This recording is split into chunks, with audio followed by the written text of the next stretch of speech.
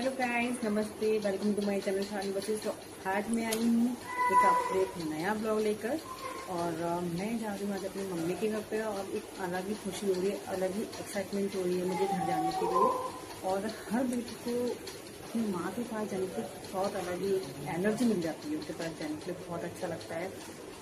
ये हो गया मेरा बड़ा बेटा तैयार, अग्र हो गया तैयार। हाँ, गई थी बाकू को तैयार करने की और इसको तैयार करना ना किसी भारी पहाड़ को उठाने के बराबर होता है, क्योंकि ये इतना हिलता जुलता रहता है, कभी सीधे तैयार ही नहीं होता, कभी लेट जाएगा। ये देखिए, आप देख ही रहे हैं, कभी इधर हो जाता है, कभी इधर हो जाता है। बहुत मुश्किलों से इसे तैयार कर पाती हूँ मैं।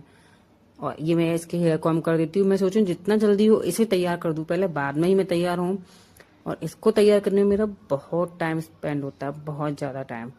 क्योंकि क्या है नहीं, कभी एकदम से सीधे खड़े होकर तैयार कभी नहीं हो सकता। इसको इधर होना है, उधर होना है, लेटना है, बैठना है, बस इसकी शैतानी कभी खत्म नहीं होती। अब ये देखिए किस तरीके से अपने फेस बना रहा है, देख देख के कैमरे को। ये देखिए जैसे मैं देखती हूँ ना, अपना फेस एकदम से सही कर लेता है बिल्कुल। ये देखिए बिल्कुल सही कर लिया, बोलने लग गया। मेरे जैसे इसको शूज पहनाना शुरू करूंगी वैसे ही फिर इसके फेसेस बनने लग जाएंगे। अब मुझसे कह रहा है कि मम्मा आपको तो शूज भी पहनाना नहीं आता है, कैसे पहना रही हो? ये देखो, ये लेस ऐसे बांध दी है आपने, इस तरीके से पहनाओ ना जैसे मैं बता रहा हूँ। मतलब उसको ये लगता है कि बहुत ज्यादा इंटेलिजेंट है, उसको सब कुछ पता है, हमें तो कुछ आता ही नहीं है। आजकल के बच्चे ऐसे ही हैं सारे। अभी देखिए फिर से मैं इसको शूज पहनाने लगी हूँ तो उसका फिर वही फेसेस बना के और उसको एक्टिंग करना उसका शुरू हो चुका है। बहुत ज्यादा शैतान है ये, बहुत ज्यादा ही। ये देखिए अब जैसे मैं इसकी तरफ देखना शुरू करूंगी तो अपना हाथ पूरा नीचे रख लेगा। ये देखो, मैंने इसको जैसे देखना शुरू करा तुरंत उसने हाथ नीचे रख लिया और स्माइली फेस दिखाने लग गया मुझे। उसे लग रहा है कि मम्मा को कुछ पता ही नहीं है कि मैं क्या कर रहा हूँ, बट मुझे तो सब कुछ पता है कि ये कर क्या रहा है। और घर से जब तक आ गए थे फोन तो मुझे और भी जल्दी जल्दी करना था, और बस इसको तैयार करने के लिए मुझे बहुत पापड़ बेलने पड़ते हैं। जैसे ही तैयार होता है ना, मैं बड़ी खुशी आती हूँ कि चलो अब ये तैयार हुआ तो मैं तैयार हो सकती हूँ आराम से। लेकिन उस दिन मैं काफी लेट हो गई थी, घर से फोन आ चुके थे, इतने टाइम तक तो 2 बार फोन आ भी चुके थे, मैं तैयार भी नहीं थी। तो इस वजह से मैं और जल्दी जल्दी कर रही थी कि किस तरीके से जल्दी से तैयार हो और फिर मैं तैयार हूँ। तो फटाफट से मैंने इसको तैयार किया और अब ये हो गया था खुश कि मम्मा ने मेरी तैयार कर दिया और बोला थैंक यू मम्मा, और आके मेरे को हक करने लगा। तो मुझे भी बड़ा अच्छा लगा और मैं भी बहुत खुश हो गई। फटाफट से मुझे हक करके और बाहर भाग गया। मैंने कहा अब तुम जाओ, अब मुझे तैयार होना है, ठीक है? तो नहीं मम्मा मुझे और हक करना है। मैंने कहा नहीं बेटा, मुझे भी तैयार होना है, नाना जी के बार बार फोन आ रहे हैं। फिर मैंने उसको बाहर फटाफट भगाया। मैंने कहा अब आप जाओ खेलो। फिर मैंने तैयार होना शुरू किया। जिस तरीके से मैं तैयार होता, मैंने सोचा था मैं साड़ी वियर करूंगी, लेकिन मुझे इतना प्रॉपर टाइम ही नहीं मिल पाया, तो फिर मुझे सूट ही वियर करना पड़ा। और जल्दी जल्दी मैं तैयार हो रही थी, तब तक एक बार फोन और आ चुका था पापा का। तो जल्दी से मैंने हेयर कॉम किए, बहुत जल्दी मुझे तैयार होना पड़ा। फटाफट मैं तैयार हुई और बस दुपट्टा डाला और चलो अब चलते हैं। तो मैं जाने लगी, मैंने कर दिया है गेट बंद। फटाफट मैं नीचे उतर गई और नीचे उतर के जल्दी से हमें जाने की पड़ी थी, क्योंकि हम मैं नहीं चाहती थी कि पापा का फिर से फोन आए, क्योंकि वो काफी वेट कर रहे थे हमारा। तो मैं जाने लग गई थी अब नीचे। नीचे आके हम जल्दी से, हमने कहा अब जितना जल्दी हो सकता है चलिए। वैसे तो और देखिए रास्ते में ये था भगवान जी भोलेनाथ का हाथ और उनके हाथों में डमरू, तो मैंने कहा ये भी मैं आपको दिखा देती हूँ। पहुंच गए थे हम घर और मम्मी हो गई थी बहुत खुश।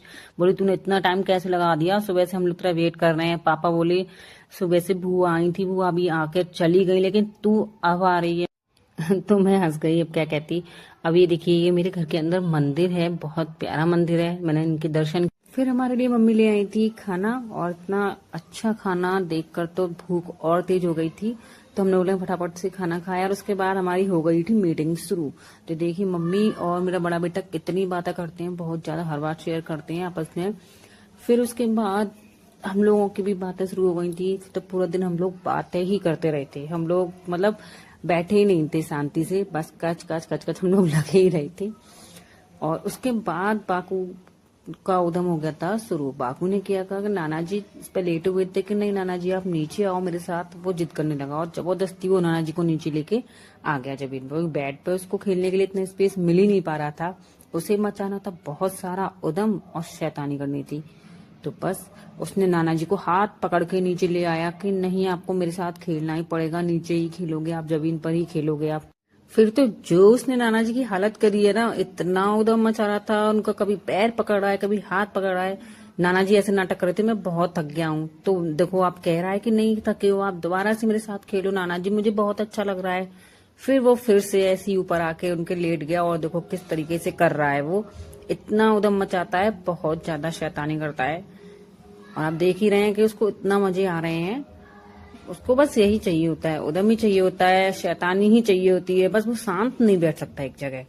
बहुत शैतान है ये देखिए कितना उधम मचाने लग रहा है, कभी पैरों के अंदर से अपना सिर निकाल दिया है।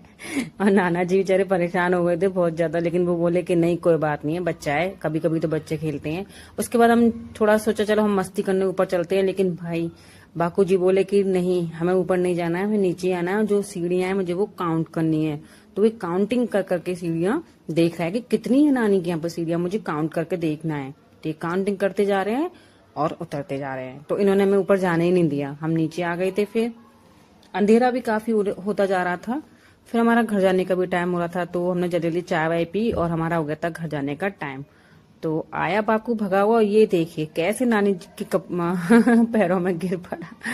फिर वो नाना जी के पास गया, उनके भी पैर छुए, और हमारी हो गई थी जाने की तैयारी। मन तो नहीं करता है घर वापस आने का, लेकिन आना पड़ता है क्योंकि दूसरे दिन बच्चों का स्कूल होता है, उनके हम हॉलीडे नहीं करवा सकते हैं। तो वापस आ चुके थे हम अपने घर, और ये मैं आ गई हूँ अपने यहाँ पर। और अगर आज का आपको मेरा ब्लॉग अच्छा लगा हो तो प्लीज मेरे चैनल को लाइक सब्सक्राइब जरूर करिएगा। मैंने आज का जो पूरे दिन की जर्नी थी वो आपके साथ शेयर की है, और मुझे भी काफी अच्छा लगा।